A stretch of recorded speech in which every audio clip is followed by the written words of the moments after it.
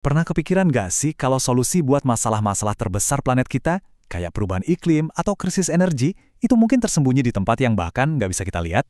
Nah, hari ini kita bakal ngikutin perjalanan dari atom sampai jadi aksi nyata. Dan kita akan temukan gimana sains di skala super kecil justru jadi kunci buat masa depan yang lebih hijau. Perubahan iklim, polusi, krisis energi, kayaknya masalah-masalahnya itu gede banget ya dan rumit. Tapi gimana kalau jawabannya justru ada di sesuatu yang kecil? Kecil banget malah. Sesuatu yang ada di mana-mana di sekitar kita, tapi di skala yang sama sekali nggak kasat mata. Nah, ini semua tuh bagian dari 17 tujuan pembangunan berkelanjutan dari PBB. Bisa dibilang ini target global kita semua buat masa depan yang lebih baik. Dan yang kerennya ada loh cabang ilmu namanya kimia hijau yang tujuannya emang buat mendukung langsung tujuan-tujuan ini. Oke, jadi coba deh kita lupain dulu gambaran besarnya untuk sesaat. Buat nemuin solusinya, kita harus nyelam lebih dalam lagi, jauh, sampai ke fondasi paling dasar dari semua materi itu sendiri. Oke. Semuanya berawal dari sini, dari blok bangunan paling fundamental dari semua yang ada di alam semesta. Idenya ini datang dari Yunani kuno loh, atomos itu artinya nggak bisa dipotong-potong lagi. Ini partikel terkecil yang nyusun semua hal di sekitar kita, udara yang kita hirup, kursi tempat kita duduk, bahkan ya diri kita sendiri. Nah, coba lihat deh visualisasi atom karbon ini. Di tengahnya, di intinya, itu ada proton yang muatannya positif dan neutron yang netral. Terus, yang muter-muter di sekelilingnya itu elektron, yang muatannya negatif. Keseimbangan inilah yang ngasih sifat unik ke setiap elemen. Tapi ya, pemahaman kayak gini tuh gak datang tiba-tiba.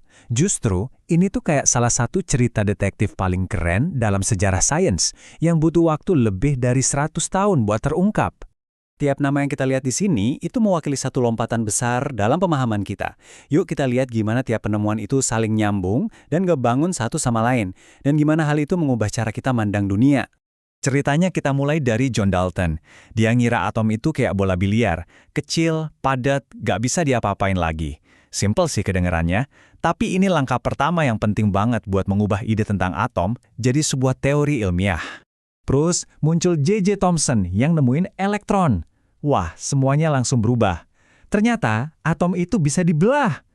Model roti kismis dia ngegambarin bola positif dengan elektron-elektron negatif yang nyebar di dalamnya.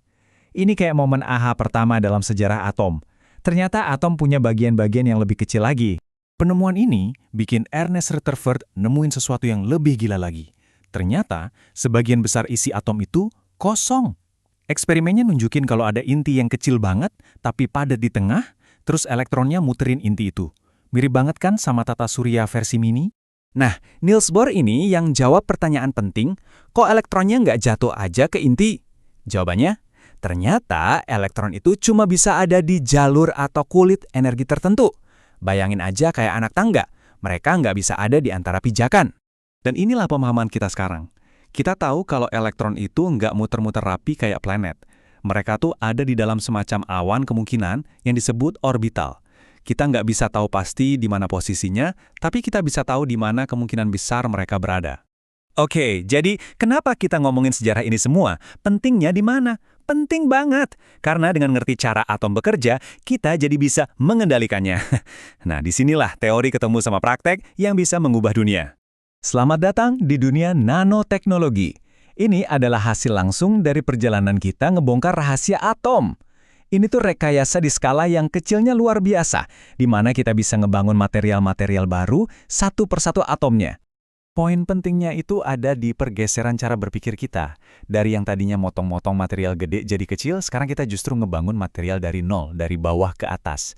Kita cuma pakai atom yang kita butuhin, artinya lebih sedikit sampah dan efisiensinya maksimal.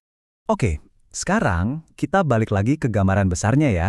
Yuk kita sambungin titik-titiknya, dari rekayasa atom sampai ke tantangan global yang kita bahas di awal tadi. Kemampuan buat ngerancang materi dengan presisi setingkat atom ini, nah inilah jantungnya kimia hijau. Ini yang bikin kita bisa nyiptain proses dan produk yang lebih efisien, lebih sedikit sampahnya, dan lebih pintar dalam memakai sumber daya terbarukan. Coba kita ambil contoh nyata di Indonesia ya, Biosolar B30. Ini tuh penerapan langsung dari prinsip-prinsip tadi. Dengan merekayasa molekul dari sumber daya nabati, kita menciptakan bahan bakar yang mengurangi ketergantungan kita sama bahan bakar fosil yang terbatas. Nah, ini perbandingannya jelas banget. Di satu sisi kita punya sumber daya yang terbatas dan emisinya lebih tinggi. Tapi di sisi lain, berkat kimia yang cerdas, kita punya alternatif yang bisa diperbarui yang ngebantu kita bergerak menuju tujuan energi bersih. Jadi, kita udah ngikutin perjalanan dari satu atom sampai bisa jadi sumber energi buat satu negara. Terus, apa nih pelajaran yang bisa kita ambil dari semua ini? Ini dia, inti dari semuanya. Dengan ngerti fondasi paling dasar dari dunia kita jadi punya kekuatan buat ngerancang ulang dunia kita jadi lebih baik, lebih bersih, dan lebih berkelanjutan. Nah, ini ninggalin kita sama satu pertanyaan penting. Kalau kita bisa ngatasin masalah energi dengan mikir di skala atom, kira-kira apa lagi yang bisa kita beresin? Mungkin pemurnian air? Atau penangkapan karbon? Bisa jadi masa depan dari solusi-solusi besar itu justru terletak pada hal-hal yang paling kecil.